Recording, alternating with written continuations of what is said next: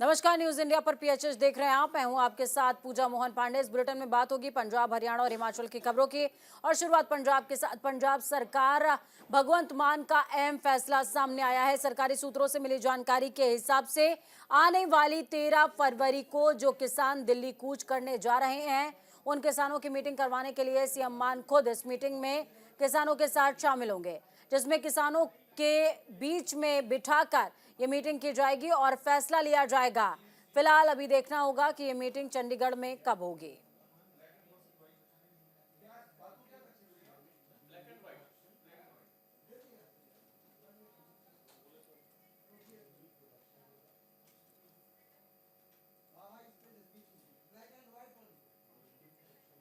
इस खबर पर ज्यादा जानकारी के लिए जसवीर सिंह, संवाददाता सहयोगी ग्राउंडों से हमारे साथ में जुड़े हुए हैं। जसवीर, क्या कुछ अपडेट है? भगवंत मान का इनिशिएटिव है, किसानों के बीच में वो खुद मीटिंग लेंगे, बातचीत भी करेंगे। पूजा, आपको बता दें कि साल 1.5 साल पहले जब किसानों ने मोर्चा लगाया हुआ था तो दिल्ली सरकार ने उनके साथ एक वादा किया था कि एमएसपी देंगे, पर आज तक वो वादा पूरा नहीं किया, जिसको लेके किसान दोबारा ये मोर्चा लगाने के लिए तैयारी किया और उन्होंने बोला है कि 13 तारीख को फरवरी में वो दिल्ली में दोबारा कूच करेंगे और दिल्ली में जाके मोर्चा लगाएंगे। तो जिसको लेते हुए भगवंत मान सरकार ने एक फैसला लिया, अहम फैसला लिया, और उन्होंने बोला है कि वो भी किसानों के साथ जाएंगे और उस मीटिंग में साथ बैठेंगे। और जिसकी प्लानिंग करने के लिए अभी भगवंत मान सरकार किसानों के जितने भी नेता है उनको बुलाने जा रहे हैं और ये मीटिंग जल्द ही चंडीगढ़ में होगी। पूजा, बिल्कुल। इसमें कौन कौन से मोर्चे शामिल हो सकते हैं? क्योंकि अगर हम किसान गुटों की बात करें तो वो भी कई खेमों में बटे हुए हैं। मुझे आपको बता दें कि पंजाब में लगभग 200 ऐसी जत्थेबंदियां हैं जिन्होंने अभी ये कूच करने के लिए वार्निंग दी है मोदी सरकार को। और आपको बता दें कि इसके साथ ही कई ऐसे जत्थेबंदियां हैं जैसे पीआरटीसी है, बैंक मुलाजम है, या कई भी जिनकी मांगे पूरी नहीं हो रही, क्योंकि ये इस समय इलेक्शन का समय है और उनको लगता है कि इस समय अगर हम मांगे मानेंगे तो शायद हो सकता है कि मोदी सरकार हमारी मांगे मान ली जाए। क्योंकि कई ऐसी पेंशन को लेके कई कई जथेबंदी ऐसी है जो पेंशन को लेके कई प्रोटेस्ट कर रही थी। तो सभी ने किसानों का साथ देने का फैसला लिया और वो बोल रहे हैं कि अब की बार सबके साथ किसानों के साथ ये सारी जथेबंदियां जाएंगी और पंजाब सरकार भी इसका साथ देने के लिए तैयार हो रही है। जी पूजा। बहुत शुक्रिया जसवीर, हमारे साथ जुड़ने के लिए, अहम जानकारी साझा करने के लिए। दूसरी तरफ पंजाब के स्कूलों के लिए शिक्षा विभाग की तरफ से मिड डे मील में बदलाव किया गया है। अब विभाग ने केले के साथ ही मौसमी फलों को भी शामिल कर लिया है। जिन फलों को मिड डे मील में शामिल किया गया है उनमें अमरूद, आम, बेर, किन्नू शामिल हैं। शिक्षा विभाग की तरफ से आदेश जारी किए गए और जल्द ही इन आदेशों को लागू भी कर दिया जाएगा।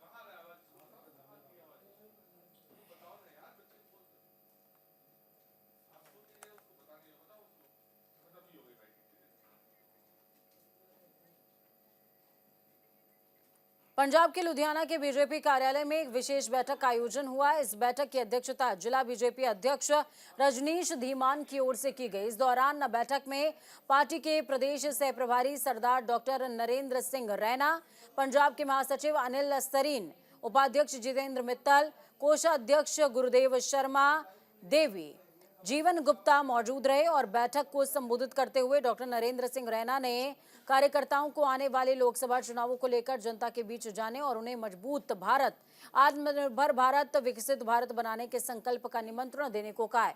साथ ही उन्होंने बैठक में कार्यकर्ताओं से कहा कि राज्य सरकार की ओर से विधानसभा चुनावों के दौरान किए गए वादों को प्रमुखता से जनता के बीच रखेंगे।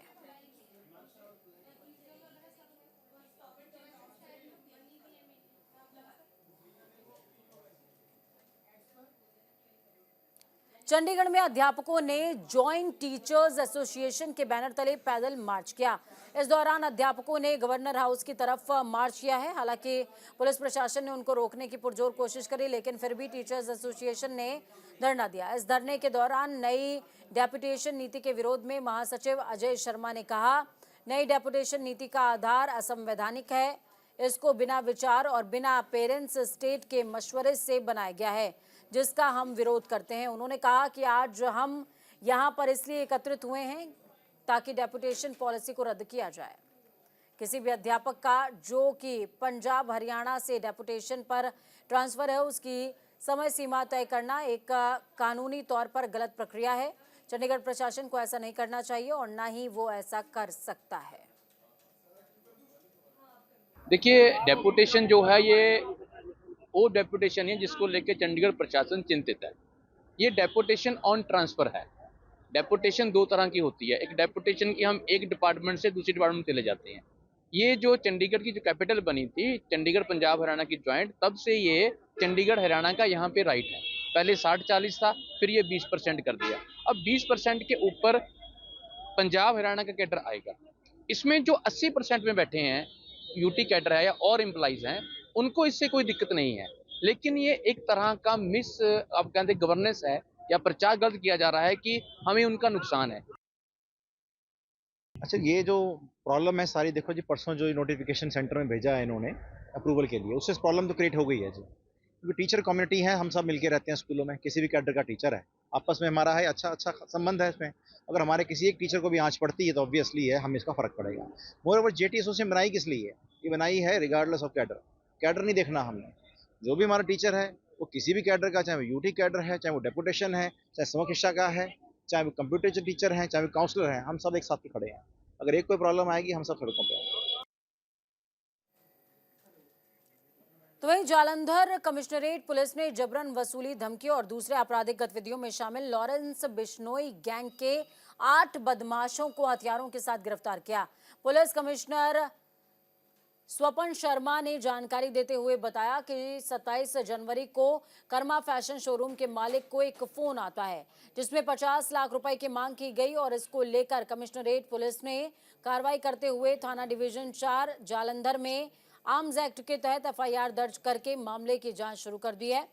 और जांच के दौरान सामने आया कि गिरोह के सदस्यों ने योजनाबद्ध तरीके से उद्योगपतियों और व्यापारियों के बारे में जानकारी जुटाई थी जिसका इस्तेमाल करते हुए पैसे लूटे जाते थे। पुलिस ने जांच के आधार पर 8 गैंगस्टर्स को गिरफ्तार किया है जिनकी पहचान संजय बावा, दीपक कुमार, गजेंद्र राजपुर उर्फ गज्जू राधे, अभिषेक, पप्पू, मनोज और दीपक कुमार के तौर पर हुई है।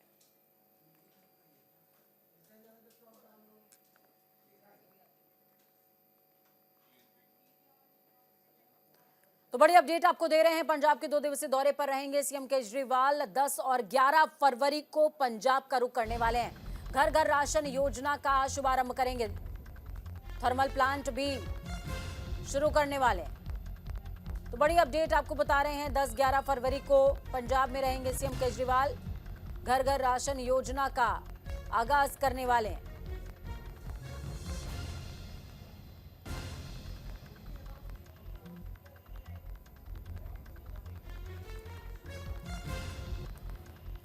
तो इस वक्त की बेहद बड़ी अपडेट आपको बता रहे हैं। पंजाब के 2 दिवसीय दौरे पर रहेंगे सीएम केजरीवाल।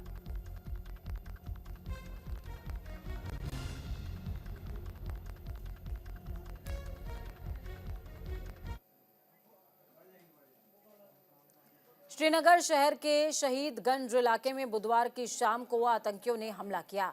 इस हमले में 2 गैर स्थानीय युवक घायल हो गए और एक की मौत मौके पर ही हो गई।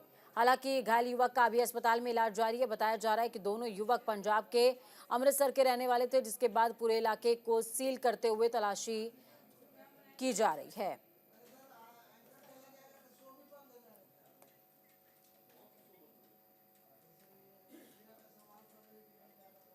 हरियाणा के मुख्यमंत्री मनोहर लाल ने जिला भिवानी के एक शिकायतकर्ता की ओर से संपत्ति का इंतकाल देरी से करने और गलत कार्रवाई की रिपोर्ट करने के मामले में भिवानी के नायब तहसीलदार आलमगीर और पटवारी ललित कुमार को तुरंत प्रभाव से निलंबित करने के आदेश दिए हैं।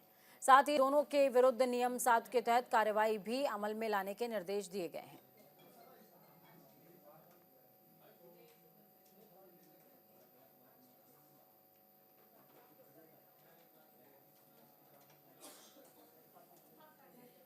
तो सीएम मनोहर लाल का एक्शन देखने को मिला है। नायब तहसीलदार और पटवारी को निलंबित किया गया है।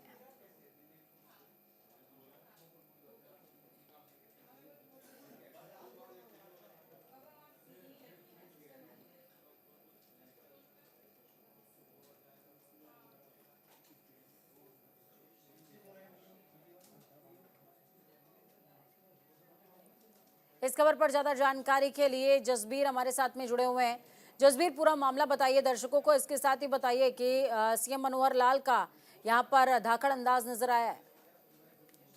मुझे आपको बता दें कि सीएम का एक पोर्टल बना हुआ है जहां पे अगर कोई भी सरकारी अफसर धांधली करता है या कोई रिश्वत मांगता है तो उस पे ऊपर शिकायत की जाती है। जैसे ही इसके ऊपर शिकायत की गई और जैसे सीएम ने इसका नोटिस लिया और सीएम ने उन दोनों को तुरंत प्रभाव के ऊपर उन्होंने सस्पेंड कर दिया। आपको बता दें कि इस जो नायब तहसीलदार था इसके ऊपर पहले भी एक मुकदमा चल रहा है और उस पे उसको जुर्माना भी 20,000 रुपये जुर्माना लगा था क्योंकि उसने एक इंतकाल में देरी की थी और देरी के इंतकाल की वजह से उसके ऊपर जुर्माना भी लगाया गया था। तो उन्होंने देखा कि ये तहसीलदार, नायब तहसीलदार हर किसी ना किसी को परेशान करता है, जिसको लेते हुए उन्होंने उस एरिया के तहसीलदार और पटवारी दोनों को निलंबित कर दिया है। बिल्कुल जसवीर, सीएम के इस एक्शन के बाद उस क्षेत्र में और प्रशासन के अंदर किस तरीके का माहौल है? आपको बता दें कि सीएम का एक पोर्टल जो खुला हुआ है उसके ऊपर शिकायतें आती हैं और एक एक करके उस शिकायतों के ऊपर एक्शन लिया जाता है। जैसे ही पता चलता है कि किसी अफसर ने इसके ऊपर कोई रिश्वत मांगी है या कोई काम करने में देरी की है और एक एक करके सीएम खुद उसके ऊपर ये एक्शन लेते हैं। और जैसे ही आज इन्होंने एक्शन लिया, ऐसे ही 1 महीने पहले भी उन्होंने 2 ऐसे सरकारी अफसरों को उन्होंने निलंबित किया था और सस्पेंड करने के बाद उन्होंने लोगों को चेतावनी भी दी थी और उन्होंने बोला था अगर ऑफिसर कोई ज्यादा परेशानी करेगा या कोई रिश्वत मांगेगा तो मुझे सीधा ये कंप्लेंट करे और मैं इसके ऊपर एक्शन जरूर होगा। जिसको लेते हुए उन्होंने आज ये एक्शन लिया और दोनों को उन्होंने सस्पेंड किया। पूजा, बहुत शुक्रिया जसबीर हमारे साथ जुड़ने के लिए, अहम जानकारी साझा करने के लिए। सिरसा डेरा सिकंदरपुर राधा स्वामी सत्संग व्यास के प्रमुख संत बाबा गुरिंदर सिंह ढिल्लों ने सीएम मनोहर लाल से संत कबीर कुटीर में मुलाकात की और इस दौरान सीएम मनोहर ने उनसे आशीर्वाद भी लिया।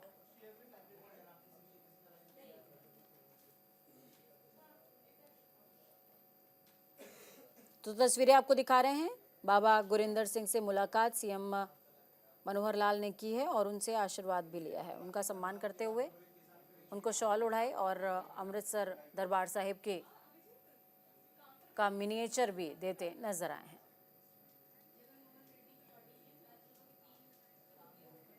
एक बार फिर से किसान हुंकार भरने को तैयार हैं। किसान अपनी मांगों को लेकर एक बार फिर दिल्ली की ओर कूच कर रहे हैं और इसको लेकर अलग अलग जिलों में तैयारियां भी शुरू हो गई हैं। किसान अपनी रणनीति तैयार कर रहे हैं कि कैसे जाना है, प्रशासन रोकेगा तो क्या रणनीति अपनानी है। किसान आंदोलन के तर्ज पर इस बार फिर से आवाज बुलंद करने के लिए किसान लामबंद हो रहे हैं।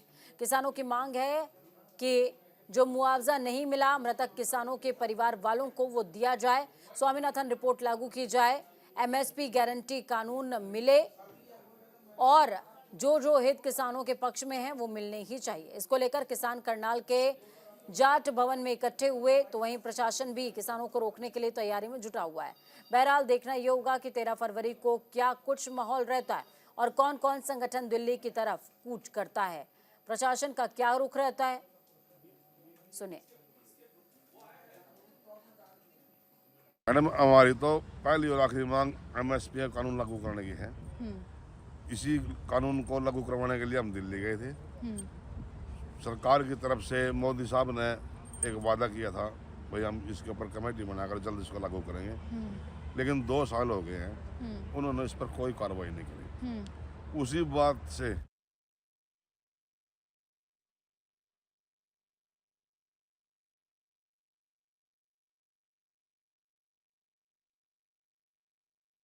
फरवरी के लिए किसानों की तरफ से रणनीति तैयार की गई है। वीना अरोड़ा इस खबर पर ज्यादा जानकारी के लिए संवाददाता सहयोगी ग्राउंडो से हमारे साथ में जुड़ी हुई हैं। वीना, पंजाब हो या हरियाणा, किसान बाहुल्य राज्य है और ऐसे में किसानों ने रुख करने का तय किया है कि वो 13 फरवरी को दिल्ली के कूच करेंगे।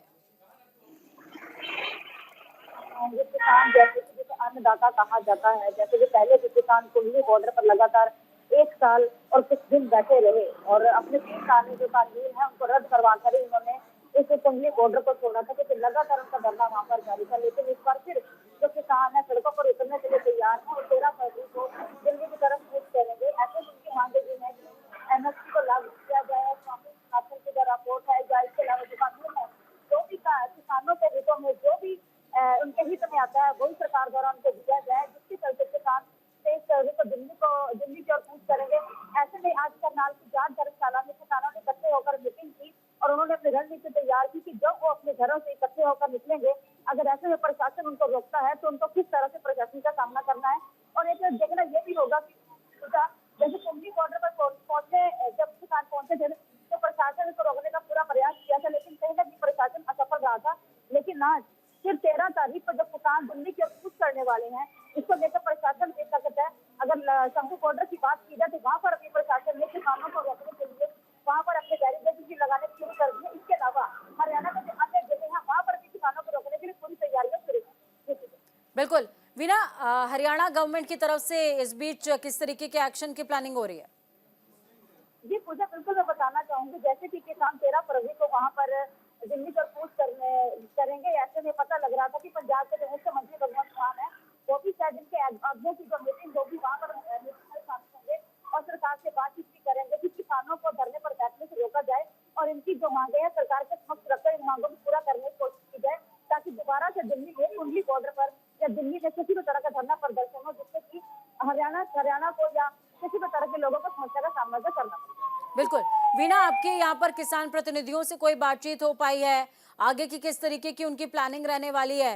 क्योंकि पिछली बार जब धरना प्रदर्शन देखने को मिला था, किसान आंदोलन देखने को मिला था, तो उस दौरान उन्होंने सबसे पहले दिल्ली का जब रुख किया, जब उनको दिल्ली बॉर्डर पे रोका गया तो वो वहीं पर जम गए, वहीं रुक गए। तो क्या इस बार भी ऐसा ही कुछ देखने को मिलने वाला है क्या?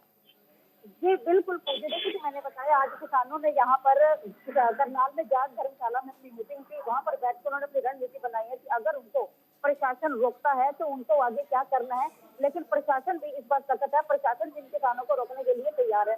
अगर दिल्ली की बात करें तो किसान पहले भी दिल्ली पहुंचे थे, लेकिन जिस तरह से किसानों का रोज प्रदर्शन सामने आ रहा है, किसान 13 फरवरी को दिल्ली को कूच करेंगे। ऐसा नहीं हो सकता है, किसान एक बार फिर से जहाँ पर भी बैठेंगे वहीं पर वो अपना धरना लगा सकते हैं। अगर दिल्ली के बाद तो हो सकता है एक बार फिर से कुंडली बॉर्डर पर किसानों को धरना लगे। बहुत शुक्रिया वीना, हमारे साथ जुड़ने के लिए, अहम जानकारी साझा करने के लिए। रोहतक जिले के सापला में सीताराम हलवाई की दुकान पर हुई फायरिंग और रंगदारी मांगने के मामले में एसपी हिमांशु गर्ग मौके पर मुआयना करने पहुंचे और इस दौरान उन्होंने कहा कि इस तरह से भय का माहौल वो किसी भी कीमत पर नहीं बनने देंगे और दुकानदार भी काफी बहादुर हैं और इस घटना से वो बिल्कुल नहीं डरे हैं। पुलिस उनके साथ खड़ी है और इस घटनाक्रम में पुलिस को बहुत अहम सुराग मिले हैं और जल्द ही मामले का खुलासा करते हुए आरोपियों की गिरफ्तारी की जाएगी। यही नहीं, उन्होंने बदमाशों को चेतावनी दी है कि किसी तरह से भी बदमाशों के मंसूबे कामयाब नहीं होने दिए जाएंगे और सख्ती से निपटते हुए बदमाशों को बख्शा नहीं जाएगा। देखिए, कल ये घटना हुई थी सुबह अर्ली मॉर्निंग 6 बजे के आसपास। यहाँ सापला का जो बाजार है उसमें एक मिठाई की दुकान पे हुई है और उसके बाद तुरंत पुलिस हरकत में आ गई है और मैं भी आज इसको इसलिए मुआयना करने आया था। हमारी पूरी पुलिस टीम कल ही इसको घटनास्थल को देख चुकी थी और इसमें हम पूरे डिस्ट्रिक्ट की जो हमारी क्राइम टीम्स हैं वो लगी हुई हैं। काफ़ी अच्छे सुराग हमें हाथ लगे हैं, हमने काफ़ी ज़्यादा एनालिसिस करी है, सीसीटीवी फुटेज को भी एनालाइज करा है और काफ़ी हर पहलू पे जो जांच हम कर सकते हैं वो कर रहे हैं। और हम ये भी मैं कहना चाहूँगा कि बहुत जल्दी हम कोशिश करेंगे कि इसका खुलासा करें और जो भी अपराधी इसके पीछे थे उनको हम सलाखों के पीछे पहुँचाएंगे। फरीदाबाद में एक दोस्त ने दूसरे दोस्त को चाकुओं से हमला करके मारा। ये पूरा मामला फरीदाबाद के सेक्टर 48 का है, जहां बुधवार की बीती रात को एक दोस्त ने अपने दोस्त से चाकुओं से हमला करते हुए उसे मौत के घाट उतारा और आरोपी मौके से फरार हो गया। आपको बताते चलें कि मृतक को परिजनों ने बादशाह खान सिविल अस्पताल में भर्ती कराया, जहां पर डॉक्टरों ने उसे मृत घोषित कर दिया। फिलहाल शव को पोस्टमार्टम के लिए बादशाह खान सिविल हॉस्पिटल की मोर्चरी में रखवाकर पुलिस पूरे मामले की जांच भी कर रही है। तो इस बुलेटिन में खबरों का सफर यहीं तक। बुलेटिन के उस पार ताजा अपडेट्स के लिए देख रहे न्यूज इंडिया, क्योंकि हमें राष्ट्र की आवाज। नमस्कार।